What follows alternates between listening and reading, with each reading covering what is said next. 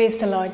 मैं फरवीज़ बेस्ट ने आपको अपने चैनल पर खुशामदीद कहती हूँ और इस बात की उम्मीद करती हूँ कि आप अपने घरों में खुदा में मसरूर होंगे, भले चंगे होंगे और महफूज होंगे। आमीन। मैं आपसे ये कहना ज़रूर चाहूँगी कि आप इन वीडियो से अगर बरकत पाते हैं तो प्लीज़ इन्हें ज़रूर शेयर करें, क्योंकि हमें बरकत बांटनी है और खुदा का कलाम को बांटना है। यही हमारा फ़र्ज़ है। Thank you. आज जो मैं आपसे ख़ास बात करने जा रही हूँ वो आपने अपनी ज़िंदगियों में, अपने इर्द गिर्द, अपने बहन भाइयों की, ख़ानदानों की ज़िंदगियों में ये देखी होंगी, सुनी होंगी कि बहुत दफ़ा लोगों की ज़िंदगियों में ऐसे कर्सेस होते हैं, ऐसे जादू होते हैं और वो लोग कहते हैं कि हमारी ज़िंदगी में किसी ने जादू किया है, किसी ने ऐसा लॉक लगाया है। और इसमें कोई गलत बात नहीं, क्योंकि जिस तरह से बरकतें हकीकत हैं उसी तरह कर्सेस भी हकीकत हैं। कलाम ये बात बताता है। बहुत से लोग इस बात पे ईमान नहीं रखते कि ईमानदारों की ज़िंदगी में जादू या कर्सेस की कोई हैसियत नहीं। ये एक ऐसा डिसेप्शन है जो शैतान ने खुद से इंसर्ट किया है। अब अगर हम देखते हैं कि हमारी ज़िंदगियों पर ऐसा कुछ कर्सेस हैं, कोई जादू हैं, तो वो सिर्फ़ इसलिए नहीं कि करने वाले ने ऐसा किया है, बल्कि इसलिए है क्योंकि आपने अपनी ज़िंदगियों में वो डोर्स ओपन किए हैं, वो वैकेंसीज शैतान को दी हैं जिसकी वजह से वो इंसर्ट हुआ। क्योंकि कलाम कहता है कि कोई हथियार ऐसा बनाया नहीं गया जो तुझ पर चले। जब कलाम कहता है, यसाया नबी की किताब में लिखा है कि वो हथियार ही नहीं बना जो हम पर काम करे, तो फिर हम पर जादू कर्सेस किस तरह से आ जाते हैं? वो इसीलिए क्योंकि हम वो डोर्स ओपन करते हैं। लेकिन इन डोर्स को किस तरह से हम क्लोज़ करें, किस तरह से अंडू करें, वो सिर्फ़ और सिर्फ खुदाम यसू के सामने रिपेंटेंस से, तौबा से करना होता है। हम अपने गुनाहों का इकरार करें, माफ़ी मांगें और ख़ुद को उसके कलाम से, रूह से भरें, तो कोई जादू हम पर ठहर नहीं सकता और किया हुआ जादू भी अंडू हो जाता है। Praise the Lord. अब हम देखते हैं कि ये कर्सेस और ये किस तरह से कलाम में हैं और कितनी किस्म के हैं। आम से मैं सादा से आपसे तरीके से आपको बताऊंगी कि 3 तरह के कर्सेस जो हैं वो होते हैं। एक पहला जो कि जनरेशनल है, जो बाप दादा से चलता आता है, और वो अगर बरकतें बाप दादा से चलती आती हैं तो कर्सेस भी बाप दादा से चलता आता है।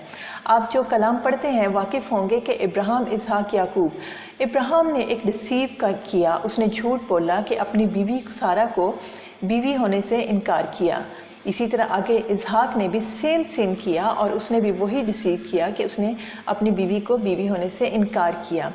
आगे याकूब ने भी अपने बाप दादा वाला डिसीव जो है, धोखा दही जो है उसने की, और ये उसे जनरेशनल कर्ज से कहा रहा था।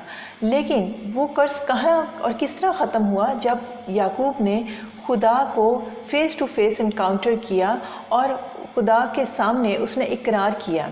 खुदा ने पूछा तेरा नाम क्या है? और उसका नाम जो याकूब, जो धोखा देने वाला था, और खुदा ने उसके नाम को बदलकर इसराइल कर दिया, यानी कि बरकतों का बाप, एक शहजादा, उसे बदल दिया। खुदा के साथ जब हम इनकाउंटर होते हैं, फ़ेस टू फेस उसके साथ होते हैं, तो वो हमें बदल देता है, हमारे कर्सेस को बरकत में बदल देता है। दूसरा कर्ज हम देखते हैं कि जो हम अपनी मर्ज़ी से करते हैं, खुद से सिन करते हैं, अपनी ज़िंदगी में अलाउ करते हैं। हम सैमसन को देखते हैं कि वो खुदा का नज़ीर था, पैदाइश से पहले पाखरू से भरा हुआ था, लेकिन उसने अपनी मर्ज़ी से, अपने जिस्म की ख्वाहिश से, उसने अपने माँ बाप की मर्ज़ी के ख़िलाफ़ गैर कौम की औरत को पसंद किया और उससे शादी की, और उससे खुदा का रूह उससे दूर हो गया और वो ऐसा गुनाह में पड़ गया। और उसने जो कुछ उसके वसीला से झेला वो आप भी कलाम में जानते हैं कि उसकी आंखें निकाल दी गई, उसकी ताकत ज़ायल हो गई। लेकिन जब उसने खुदा के सामने इकरार किया, मुआफ़ी मांगी, और खुदा का रूह फिर उस पर आया और उसकी ताकत फिर आई। इसी तरह से तीसरा हम कर्ज देखते हैं कि जिसमें हम ना चाहते हुए भी शैतान को अपने घरों में, अपनी ज़िंदगियों में ले आते हैं। जब हम मुख्तलिफ़ चीज़ों, मुख्तलिफ़ एरियाज़ के थ्रू शैतान, क्योंकि शैतान जो है वो इलाकाई कंट्रोल भी रखता है, टेरिटोरियल स्पिरिट्स भी रखता है।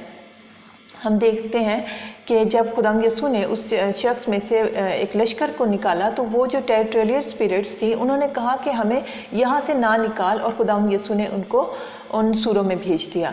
सो जब हम कई ऐसी जगहों पे जाते हैं और हमें ये किस तरह से पता चले कि ये इन चीज़ों के साथ शैतान है, इनमें कंट्रोल रखता है या उन जगहों पे, सो ये मैं ज़रूर कहूँगी कि हमें जो स्पिरिचुअल डिसर्नमेंट है, जो स्पिरिचुअल सेंसिटिविटी है, वो ज़रूर अपनी लाइव रखनी चाहिए। और वो सिर्फ़ और सिर्फ खुदा के साथ इनकाउंटर करके, अकेले बैठ के, कलाम पढ़ के, कलाम से फिल होकर, रूह से भर के ही पता चलता है। जब तक हम वो सीड, ईमानदारी का सीड नहीं सो करेंगे, हम उसे कल्टीवेट नहीं कर सकते। इसके अलावा अगर आप ये देखें कि जब हमें ये भी पता चल गया कि 3 किस्म के हमारी ज़िंदगियों में कर्सेस आते हैं, एक जनरेशनल और एक जो हम अपनी मर्ज़ी से सिन करके शैतान को अलाउ करते हैं, और तीसरा कोई ऐसी चीज़ें। और याद रखें कि बहुत से मैंने लोगों को देखा है कि वो अपनी घरों की डेकोरेशन में मुख्तलिफ गॉड्स को ईमानदार वो ये सोचे बगैर कि ये स्टैचूज़ क्या हैं, ये चीज़ें कौन सी हैं, दूसरों की फ़ेथ की जो उनकी फेथ से बिलोंग करती हैं उन चीज़ों को पहनते हैं, उन चीज़ों को अपने घरों में डिस्प्ले करते हैं और उससे हम उन इख्तियारात को अपनी ज़िंदगी पर ले आते हैं। सो इस बारे में सेंसिटिव हों और अपने घरों से ऐसी चीज़ों को निकालें, अपनी ज़िंदगी से ऐसी चीज़ों को निकालें ताकि आप उन कर्सेस से, उन जनरेशनल जो जादू है, कर्सेस हैं, उनको अपनी ज़िंदगियों से निकालें। ये निकाला जा सकता है, ये स्टॉप किया जा सकता है, लेकिन बहुत दफ़ा हम अपनी हैबिचुअल सिन की वजह से, बहुत से लोगों को बहुत गुस्सा आता है, बहुत से लोग बहुत जल्दबाजी में डिसीजन करने वाले होते हैं, मुख्तलिफ़ किस्म के जो सिन हैं वो भी हम पर कर्सेस और जो जादू है उसको स्टे करने में हेल्प करते हैं। सो हमने वो चीज़ें जो कि खुदा की मर्ज़ी के ख़िलाफ़ हैं उन्हें अपनी ज़िंदगी से जब निकालेंगे तो हम आज़ाद होंगे और खुदा में मसरूर होंगे। आइए हम दुआ करते हैं, क्योंकि मैं जानती हूँ कि खुदा का कलाम, खुदा का रूह जो है वो चाहता है कि हम आज़ाद हों। ऐ मेरे आसमानी बाप, मैं तेरे शुक्र अदा करती हूँ इस वक्त के लिए। इस वक्त जो हम कर्सेस की बात कर रहे हैं, तो मेरे तमाम वो ईमानदार बहन भाई जो कि मुख्तलिफ़ तरीके से कर्सेस में शैतान के कब्ज़े में हैं, उनको यीशु अपने पाकनामे में आज़ाद कर। आज वो तेरे सामने अपनी ज़ुबान खोलें, इकरार करें, तुझसे मुआफ़ी मांगे और तेरा पाक रूह उन पर हुकूमत करे और शैतान का उन पर कोई कंट्रोल ना रहे और उनके फाइनेंसेस, उनके रिलेशनशिप, उनकी ज़िंदगी, उनकी सेहत, सब कुछ तुझ में मसरूर हो जाए, आज़ाद हो जाए। आमीन, आमीन, आमीन। Praise the Lord. मैं उम्मीद करती हूँ, मैं ईमान रखती हूँ खुदावंद में कि आज बहुत से लोग आज़ाद हुए होंगे और आप दूसरों को भी आज़ाद करेंगे। Praise the Lord. Be encouraged.